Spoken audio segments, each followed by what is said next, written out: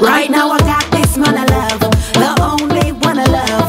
Gone away and left me, tell me who I'm gonna love. I coulda old or young I love. Ce segment de l'émission est commandité par votre spécialiste en prêt, financement et consultation de crédit. Capital Plus, votre partenaire financier pour tous vos projets.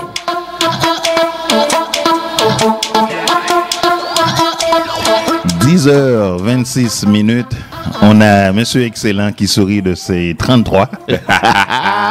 Belle intro, Neil, belle intro. Le Capital Plus, votre société qui vous aide quand vous avez des besoins financiers, qui vous conseille quand vous avez des besoins de savoir comment mieux gérer vos finances. Ils le font bien. Ils font des petits prêts, des moyens prêts à petit terme, à moyen terme. Quand vous avez un problème ou besoin de vous faire conseiller sur vos finances, Capital Plus est votre solution. 514-374-6800. Monsieur Excellent, vous nous parlez de quoi aujourd'hui? On parle, pour faire suite justement au mois du créole et rester dans l'esprit des créolophones, d'Aubouric, Guinlet, pas posé encore. Qu'est-ce que ça veut dire, ça, Greg? Ou quand les enfants sont plus pauvres que les parents. En créole, il y a un proverbe qui dit comment il dit? Bourrique fait petit pour dole poser. En voulant dire que justement, quand les parents ont des enfants, c'est justement pour qu'ils aillent à moins travailler, les enfants viennent les aider à travailler. Ouais. Mais dans l'esprit de la chronique, c'est que actuellement, les enfants sont plus pauvres que les parents. Oui. Tu vois, je t'interromps, pardonne-moi, Greg. C'est le même dicton aussi partout. Une génération ne doit pas laisser celle qui la précède et la rendre plus pauvre qu'elle l'a été. Actuellement, je pense que c'est en lien avec ce que tu fais. C'est exactement ce qu'il y a. Cette génération-là, c'est la première génération qui risque d'avoir moins ce que ses parents ont eu. Et c'est prouvé par le Conference Board qui a fait une étude récemment. Ils disent qu'au Canada, les jeunes constituent la première génération moins bien nantie que celle que leurs parents.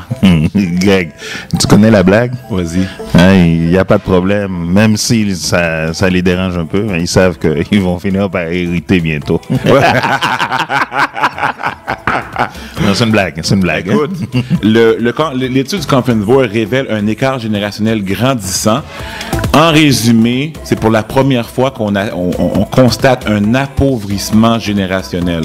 En voulant dire que la prochaine génération va avoir moins de revenus que celle qui la précède. Habituellement, c'est le contraire. Justement, les gens héritent, tout ça. Ils font une plus grande carrière, ils ont plus d'argent, ils ont des plus grandes études en tant que telles. Donc, ça leur permet d'aller plus loin dans la vie. C'est moins le cas actuellement.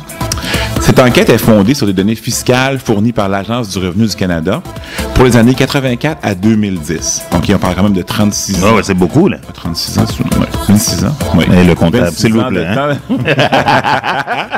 Écoutez, le revenu moyen disponible des Canadiens âgés de 50 à 54 ans est désormais 64% plus élevé que celui des 25 à 29 ans. A priori, on lit ça, on dit, il n'y a pas de problème, c'est normal que les parents fassent plus d'argent que leurs enfants actuellement.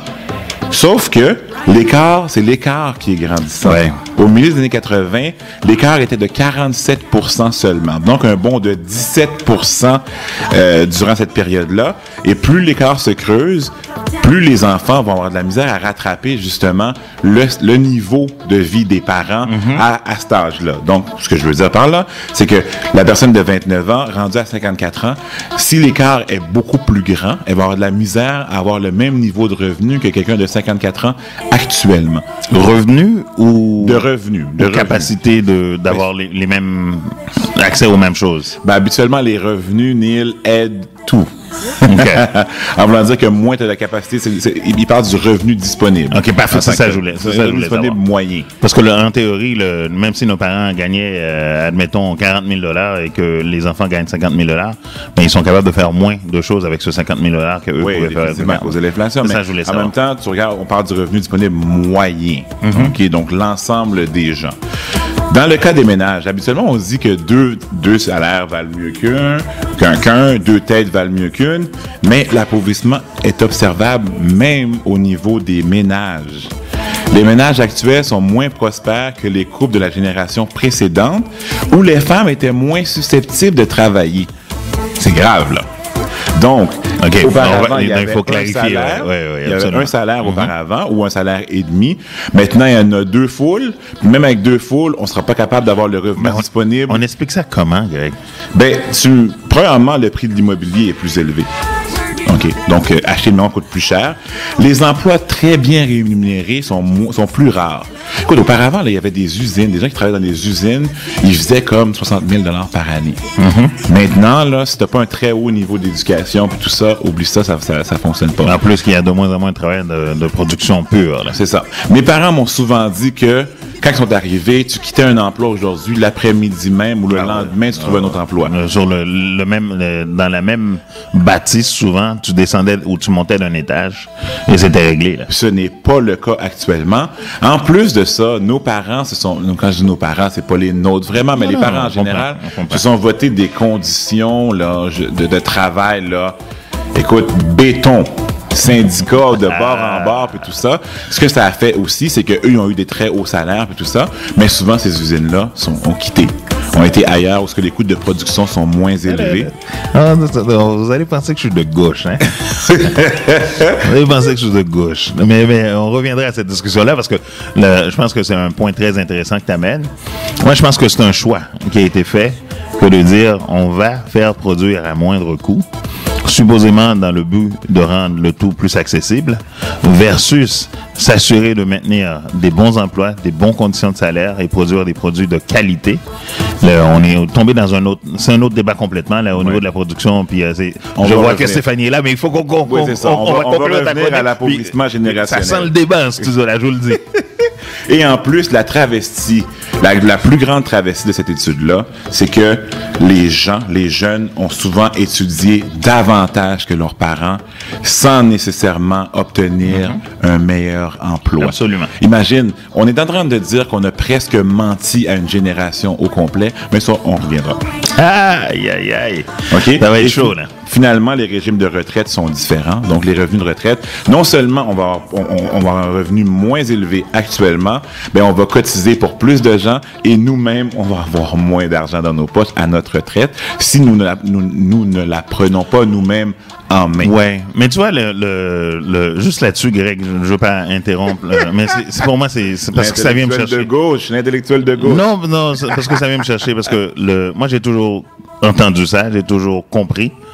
Mais je me suis toujours dit, écoute, à un certain moment donné, le pouvoir, ceux qui vont être au pouvoir, ceux qui vont décider, ça ne sera pas eux. Ouais, un point, c'est tout.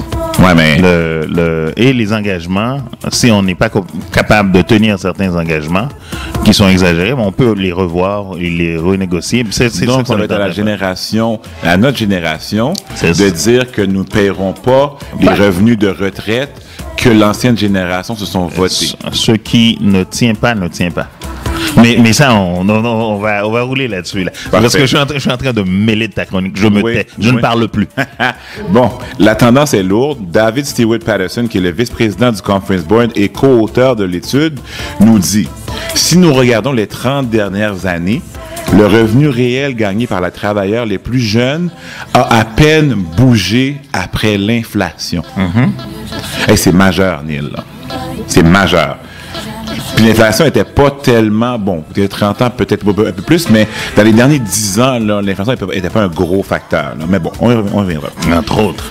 Cela crée une situation dans laquelle on peut se demander de combien les gouvernements peuvent-ils augmenter les impôts, de combien notre économie peut-elle croître dans le futur.